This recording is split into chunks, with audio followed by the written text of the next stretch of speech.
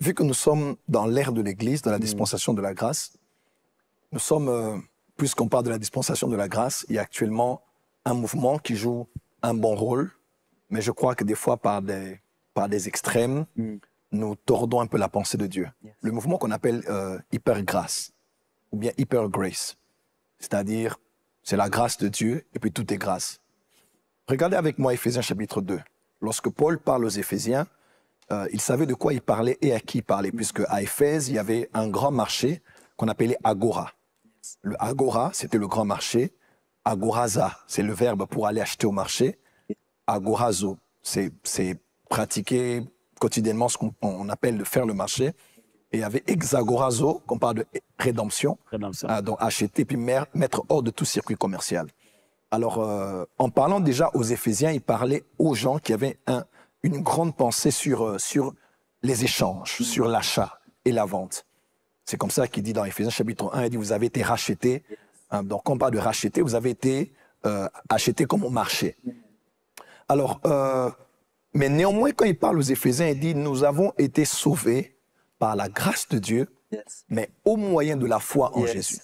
Ça veut dire même la grâce qui est gratuite ne se reçoit pas que parce qu'elle est donnée. Il faut payer le prix de la foi en Jésus pour recevoir cette grâce. Puisqu'on parle beaucoup de grâce, la grâce prophétique, Dieu t'a appelé, c'est une grâce, c'est vrai. Mais on ne peut pas atteindre un niveau supérieur uniquement par la grâce. Il y a un prix qu'il faut payer. S'il faut acquérir la grâce du salut en payant de la foi pour atteindre un ministère prophétique très élevé, il y a un prix à payer. Il n'y a pas de grande chose sans prix à payer. Et celui qui connaît le prix à gagner n'aura pas peur du prix à payer. Mon frère parlait de la croix. Il n'y a pas de terre promise sans désert. Il n'y a pas de Pentecôte sans Pâques. Il n'y a pas d'effusion de l'esprit sans effusion de sang. Il n'y a pas de couronne de gloire et de trône sans couronne d'épines. Il n'y a pas de rose sans épines et il n'y a pas de Christ glorifié sans Christ humilié. Avant d'atteindre une dimension supérieure, dans quel que soit ce domaine, vous devez passer par un temps où vous allez payer un prix.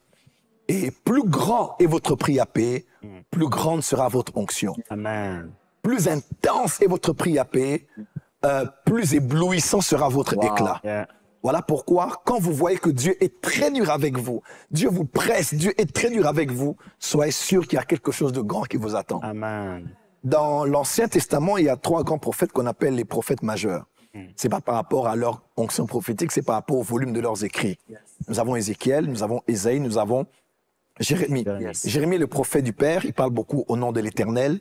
Ézéchiel, prophète du Saint-Esprit, parle beaucoup au nom de l'Esprit. Et Ésaïe est le prophète messianique, qui parle beaucoup du Fils. Et quand Jérémie parle, Jérémie dit « Tu m'as séduit, je me suis laissé séduire. Tu m'as saisi, tu m'as vaincu. » Ça, c'est un prophète qui parle.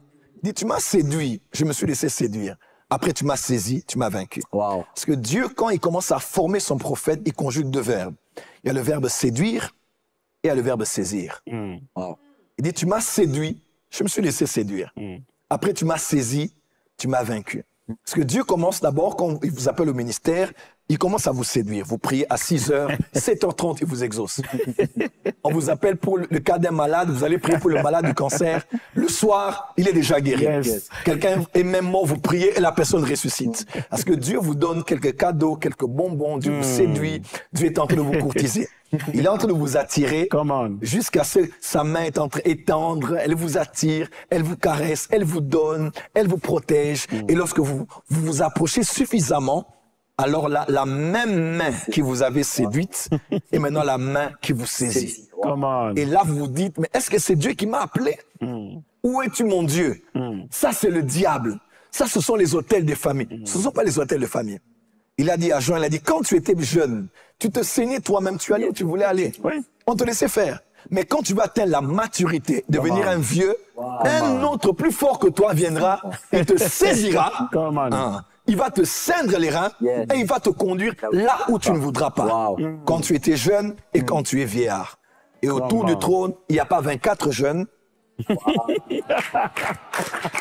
Mélia, C'est fort. 24 milliards. C'est fort. Parce qu'il y a un prix à payer. Come on. Dieu sera dur avec vous. Les choses seront dures pour vous. Et quand vous lisez la vie des prophètes, c'est des prix à payer inimaginables. Chacun de nous a l'appel au ministère prophétique. Mon frère a des histoires à vous raconter. J'ai des histoires à vous raconter. Vous aurez aussi votre histoire à raconter. Vous êtes même en train d'écrire votre histoire maintenant. Amen. Mais laissez-moi vous dire, ne vous focalisez pas sur le prix à payer. Regardez plutôt le prix à gagner. Amen. Et j'aimerais vous dire, peut-être que vous voyez aussi les autres opérer dans des grandes dimensions, dans des grandes onctions. Laissez-moi vous dire, l'onction prophétique ou l'univers du prophétique, j'ai découvert, mon frère sera d'accord avec moi, c'est un des univers qui est le plus vaste et accessible possible. Oui. Voilà pourquoi il y a l'atmosphère prophétique, l'onction prophétique, l'impulsion prophétique, la grâce prophétique, les dons de prophétie. Donc, il y a tout ça pour que nul ne rate le prophétique. Tout à fait. Wow. Dieu a disposé le prophétique de telle manière que même le don de diversité de langue là, il y a le prophétique à l'intérieur. oui. De telle manière que aucun de nous dans cette génération ne rate le prophétique. Yes. Regardez un peu cette femme, elle va voir le Seigneur dans Marc, elle dit Seigneur, j'aimerais que quand tu vas arriver à ton apogée, j'aimerais vraiment que mes fils qui sont avec moi ici, un soit à ta Mais les deux fils de gauche, Zébédée. l'autre soit à ta droite, les fils de Zébédée. Zébédée, oui. Et ce qui m'étonne, c'est que Jésus ne condamne pas cette femme.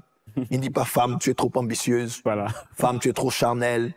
Femme, pourquoi désires-tu de grandes choses? Pourquoi aspires-tu aux grandes choses? Sois attiré par des choses humbles. Jésus dit non. Jésus n'a pas contredit la femme. Il a dit, bon, les trônes sont là, mais est-ce que ils sont capables de boire la coupe La coupe. que je vais boire? Est-ce qu'ils sont prêts à être baptisés du baptême dont je serai baptisé? Come on. La coupe, c'est l'eau qui entre en toi. Yes. Mais le baptême, c'est toi qui entres dans l'eau.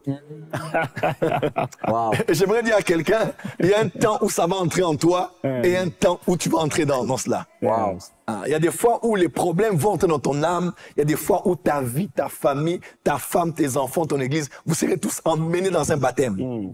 C'est là où vous allez voir, le prophète n'est pas persécuté seul. Il y a aussi ses collaborateurs, il y a ses enfants sur Internet. Son église. Voilà, il y a tout le monde qui est emporté. Ouais. Est-ce que c'est bien, vous pouvez accéder, mais est-ce que vous êtes prêt à boire? Est-ce que vous êtes prêt à plonger dans l'eau? Et Jésus a dit, la coupe là, j'aimerais bien que tu m'épargnes de cela, mais non pas ce que je veux, mais que ta volonté soit faite. Wow. Et après la passion, c'était la glorification. Amen. Donc j'aimerais dire à quelqu'un, il y a un prix à payer à toute chose. Et si vous voulez être sérieux avec Dieu, voir des grandes choses avec Dieu, atteindre de grandes dimensions prophétiques, que ce soit dans les visions, dans les révélations, dans les dimensions des miracles, des choses que vous aspirez, sachez que derrière ces hommes-là que vous voulez être utilisés par Dieu, il y a des histoires à raconter. Et c'est bien d'apprécier l'onction de quelqu'un, mais c'est mieux aussi d'apprécier le chemin qu'il a parcouru. Benson Idahosa, le père du réveil au Nigeria, charismatique, il était un jour dans sa salle de classe à Benin City. Il enseignait, puis il a dit, qui veut l'onction que j'ai? Tout le monde a dit, moi, papa. Il a dit, qui veut l'onction des miracles que j'ai? Il lève les mains, tout le monde, alléluia. Il dit, ok, d'accord. Seigneur, répands ton onction sur tes enfants. Il a dit, ah, les Nigérians, comment ils sont? Amen. Et puis, il libère aussi les persécutions que j'ai connues. Tout le monde a baissé là. Libère aussi les persécutions par lesquelles je suis passé. Et les gens sont restés calmes. Il dit, vous voyez, c'est bien d'aimer l'huile d'olive, mais il faut accepter de passer par Gethsemane, qui est le lieu de pressoir de l'olive. Wow. Parce qu'il n'y a pas d'huile d'olive Sans pressoir. sans pression de l'olive. Wow. Et payer le prix, entrer dans le prix à payer, et vous ne raterez pas le prix à gagner. Amen. Voilà ce que j'ai. Amen, amen. Gloire à Dieu. On peut acclamer le Seigneur.